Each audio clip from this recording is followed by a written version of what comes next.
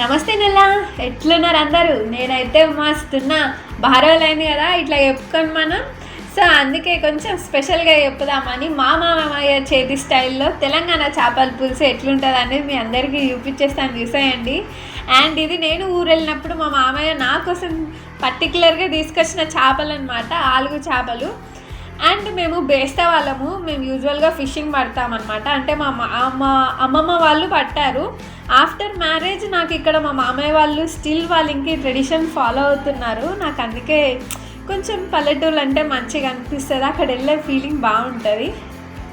And మేము వెళ్ళినందుకు మా మామయ్య మంచిగా ఆలుగు చేపలు పడ్డాయి వలలో అని చెప్పి తీసుకొని వచ్చిండ్రు. ఈ ఆలుగు చేపల స్పెషాలిటీ ఏంటంటే దీని పైన తోలు ఎక్కువ ఉండదు, కొంచెం బంకలా ఉంటుందట. సో ఆ బంక అంతా తీసేసి మంచిగా కడుగుతున్నారు. అండ్ దీంతో ఇంకొక ఇదేంటిదంటే ఇది ముళ్ళు ఎక్కువ ఉంటుంది అనమాట, మధ్యలో ముళ్ళు ఒకటే ఉంటుంది, మిగతా చిన్న ముళ్ళు సన్న ముళ్ళు అంటారు కదా, అలాంటిదేం ఉండదు. సో ఇలా మంచిగా తీసి మంచిగా కడుగుతున్నారు మా మామయ్య, ఎంత ప్యాషనెట్గా కడుగుతున్నారు కదా.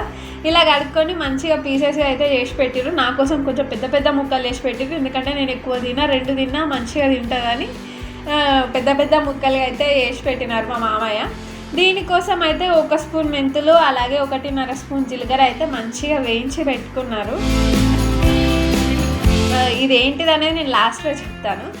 అండ్ దాని తర్వాత ఇక్కడ చింతపండు, దానికి సరిపడా చింతపండు రసం కోసం చింతపండు అయితే నానబెట్టుకున్నారు. ఈ చింతపండు మా చెట్టుది. అండ్ ఈ ఊర్లోకి వస్తే బెనిఫిట్ ఏంటిదంటే అన్నీ ఆర్గానిక్గా దొరుకుతాయి అన్నమాట మాకు. ఇక్కడికి వచ్చినప్పుడు ఫుల్ కుమ్మేసి వెళ్ళిపోతాం. అలాగే ఒక ఉల్లిగడ్డ మంచిగా ఇట్లా కాల్చి పెట్టేసుకున్నారు. ఇప్పుడు ప్యాన్లో మంచిగా ఒక 1/2 కప్పు వరకు ఆయిల్ వేసుకోవాలి.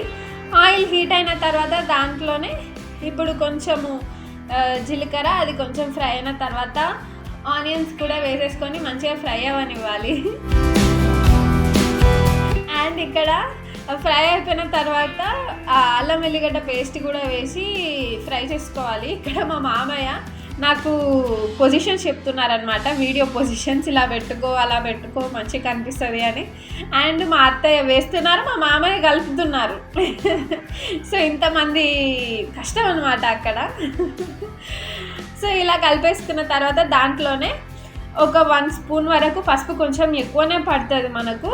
సో పసుపు వేసుకొని మంచిగా కలిపేసుకోవాలి. సో పసుపు వల్ల ఏంటిది అంటే చేపలు నీచుతనం ఏమన్నా ఉంటే పోతుంది. సో ఇలా పసుపు వేసుకున్న తర్వాత దాంట్లోనే ఇందాక మనం కట్ చేసి పెట్టుకున్న ఫిషెస్ ఏవైతే ఉన్నాయో అవి అందులో వేసేయాలి. అండ్ యు నో వాట్, ఇక్కడ మా మామయ్య ఫిషెస్ వేసిన తర్వాత అస్సలు గనెట అనేది యూస్ చేయరనమాట, మొత్తం ఇది ఇట్లా గంజితోని ఫ్లిప్ చేస్తారు. నాకైతే భయం వేసింది, ఎక్కడ కింద పడేస్తారేమో అని, కానీ అస్సలు పడేయరు. అండ్ నాకు చెప్తున్నారు ఇలా ఫ్లిప్ చేస్తే ముక్కలు తునగవు, కూర బాగుంటుంది, అంటే పీసెస్గానే ఉంటుంది, గంట వాడితే తుక్కు అవుతుంది, అలా వాడకూడదు అని చెప్తున్నారు టెక్నిక్స్. సో ఇలా కొంచెం పసుపులో డిషెస్ అన్నీ ఫ్రై అయిపోయిన తర్వాత దాంట్లోనే సరిపడా కారం అయితే వేస్తున్నారు. అండ్ తెలంగాణలో కొంచెం కారం ఎక్కువనే తింటాం, చూసి కంగారు పడకండి. అండ్ ఈ కర్రీస్ కొంచెం స్పైస్ ఉంటేనే బాగుంటుంది. కారం సరిపడా వేసేసి దాంట్లోనే మనకు టేస్ట్కి తగ్గట్టు సాల్ట్ అయితే వేసేస్తున్నారు. చూస్తున్నారా, మా అత్తయ్య వేస్తున్నారు, మా మామయ్య డైరెక్షన్స్ ఇస్తున్నారు, అక్కడి నుంచి నేను షూట్ చేస్తున్నాను. అలాగే ఉప్పు కూడా వేసిన తర్వాత ఇందాక మనం నానబెట్టుకున్న చింతపండు ఉంది కదా, సో ఆ చింతపండు రసం అయితే వేసేసుకుంటున్నారు. అండ్ దీన్ని కూడా కలపలేదు, అదొక 2 మినిట్స్ అట్లనే ఉంచితే దానంతట అదే డిజాల్వ్ అయిపోతుంది. అంటే ఆ ఉప్పు కారము చింతపండు రసం అంతా కలిసిపోతుంది అనమాట, మనం కలపాల్సిన పని లేదు.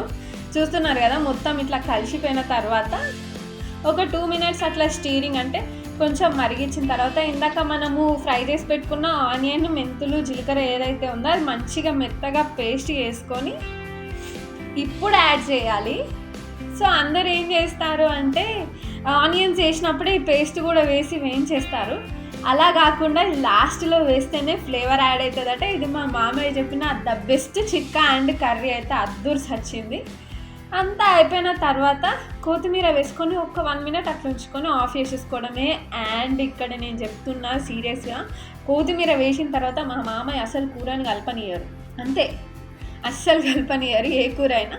కొత్తిమీర వేసి ఒక 1 మినిట్ అట్లా నుంచి ఆఫ్ చేసేసినామంటే టేస్టీగా ఉండే మా మామయ్య చేతి తెలంగాణ చేపల పులుసు రెడీ అయిపోతుంది.